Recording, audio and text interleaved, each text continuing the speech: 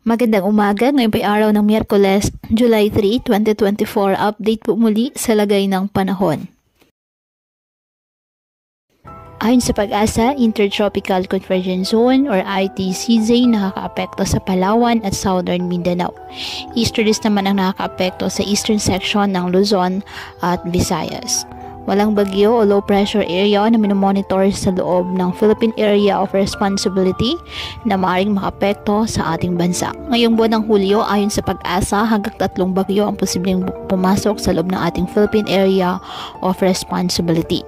3 ang posibleng tahakin ng mabubuo o papasok na bagyo sa PAR, kung saan ang una ay maaaring tumaman sa extreme northern Luzon, ang pangalawa ay maaaring mag-landfall sa northern o central Luzon, habang ang pangatlong senaryo naman ay maaari pa itong lumihis o mag-recurve papalayo ng bansa.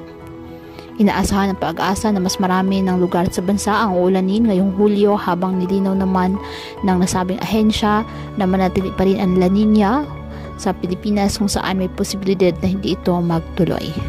Ngayong araw, dahil po sa ITCZ, asahan ang maulap na halangitan na may kalat-kalat na pag-ulan at thunderstorms sa Palawan at Zamboanga Peninsula.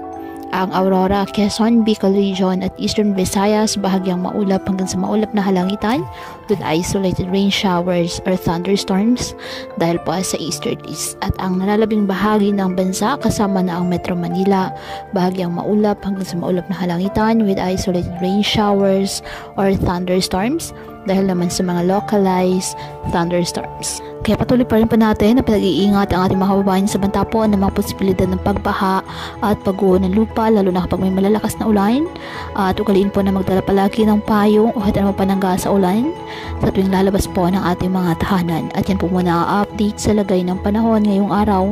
Muli patuloy po tayo na mag-ingat at palaging tandaan, God loves you. Stay safe and God bless.